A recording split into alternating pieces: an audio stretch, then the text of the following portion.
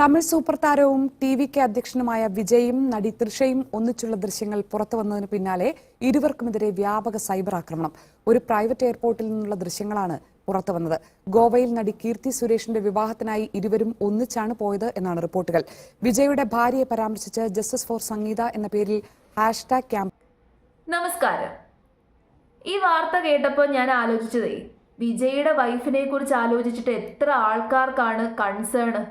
അവരുടെ അച്ഛനും അമ്മയ്ക്കും പോലും ഇല്ലാത്ത വ്യാകുലതയാണ് പല ആൾക്കാരും കാണിച്ചുകൊണ്ടിരിക്കുന്നത്. ആ വ്യാകുലതയുടെ പേരിൽ അടിസ്ഥാനരഹിതമായിട്ടുള്ള കുറെ ഗോസിപ്പുകൾ അങ്ങ് അടിച്ചിറക്കുവാണ്.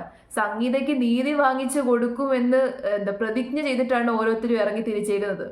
വിജയുടെയും തൃഷയുടെയും ഇൻസ്റ്റഗ്രാം പേജിലും ഫേസ്ബുക്ക് പേജിലും അവരുടെ സമൂഹ മാധ്യമ അക്കൗണ്ടുകളിലൊക്കെ തന്നെ വന്ന് കയറി ഇപ്പൊ ചീത്ത വിളിച്ചുകൊണ്ടിരിക്കുകയാണ് പല ആൾക്കാരും. അവർ തമ്മിൽ എന്തോ വഴിവിട്ട ബന്ധമാണ്, അവർ തമ്മിൽ അവിഹിതമാണ് എന്നിപ്പോൾ വരുത്തി തീർക്കണം. അപ്പൊ ഈ ഒരു ഗോസിപ്പിന്റെ ഒക്കെ ഒരു ലെവൽ വെച്ച് നോക്കിക്കഴിഞ്ഞാൽ വേറെ ആരും ആയിരിക്കില്ല, ഏതെങ്കിലും ഒക്കെ ഒരു രാഷ്ട്രീയക്കാരുടെ കുബുദ്ധി തന്നെയാണ് ഈ ഗോസിപ്പിന് പുറകില്. കാരണം ഇപ്പം വിജയ് രാഷ്ട്രീയത്തിൽ സജീവമാകാൻ വേണ്ടിയിട്ട് പോവുകയാണ്, പാർട്ടി രൂപീകരിച്ചു, ഒരുപാട് ആൾക്കാർ വിജയ്ക്ക് സപ്പോർട്ടേഴ്സ് ആയിട്ടുണ്ട്.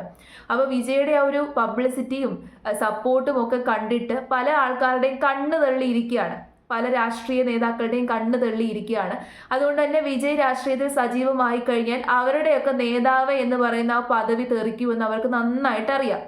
അപ്പൊ കുറെ പേരുടെയൊക്കെ കുരു പൊട്ടിയിരിക്കുകയാണ്. അപ്പൊ അവരുടെയൊക്കെ കുബുദ്ധി തന്നെയാണ് ഇതിന്റെ പുറകിൽ.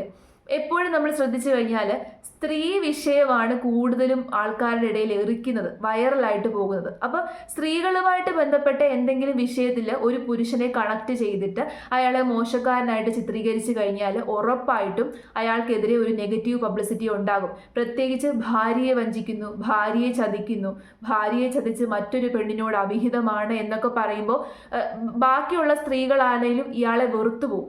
അത് അവർക്ക് നന്നായിട്ട് അറിയാം. ഈ രാഷ്ട്രീയക്കാരുടെ ഒരു പ്രധാനപ്പെട്ട അടവാണിത്. ഇതിലൂടെ വ്യക്തമാണ് വിജയുടെ രാഷ്ട്രീയ എതിരാളികൾ തന്നെയാണ് ഈ ഗോസിപ്പ് അടിച്ചിറക്കി വിട്ടതെന്ന്. ഇപ്പൊ വിജയും തൃഷയുടെയും കാര്യം എടുത്തു നോക്കിക്കഴിഞ്ഞാൽ അവർക്ക് തമ്മിൽ വർഷങ്ങളായിട്ട് പരിചയമുള്ള ആൾക്കാരാണ്, സഹപ്രവർത്തകരാണ്, ഒന്നിച്ച് ഒരുപാട് സിനിമകളിൽ അഭിനയിച്ചിട്ടുണ്ട്, സുഹൃത്തുക്കളാണ്. അപ്പോൾ ഒന്നിച്ച് ഒരു വണ്ടിയിൽ സഞ്ചരിക്കുന്നത് കൊണ്ട് എന്താണ് തെറ്റ്? ഒരു സ്ഥലത്തേക്ക് പോവാണ്, ഒരു ഡെസ്റ്റിനേഷനിലേക്ക് പോവാണ്, അവർക്ക് ഒന്നിച്ചു പോകാം. ഒരു പുരുഷനും സ്ത്രീക്കും സുഹൃത്തുക്കളായിട്ടിരിക്കാം, എത്ര വർഷങ്ങളോളം വേണമെങ്കിലും സുഹൃത്തുക്കളായിട്ടിരിക്കാം. ഒരു പുരുഷനും സ്ത്രീയും ഒന്നിച്ചു പോയി കഴിഞ്ഞാൽ അവർ തമ്മിൽ അവിഹിതം എന്ന് പറയുന്ന ഒരു ലേബലാണ് പല ആൾക്കാരുടെയും ഉള്ളിലുള്ളത്. ഈ ഇടുങ്ങിയ ചിന്താഗതി മാറ്റി ചിന്തിക്കുക. ഇത്രയും വിവരമില്ലാത്തവന്മാരാണല്ലോ എന്ന് ഞാൻ ആലോചിക്കുക. വിവരമില്ലാത്തവരായിരിക്കും ഇത്തരത്തിലുള്ള അടിസ്ഥാനരഹിതമായിട്ടുള്ള ഗോസിപ്പുകളൊക്കെ തന്നെ അടിച്ചിറക്കുന്നത്.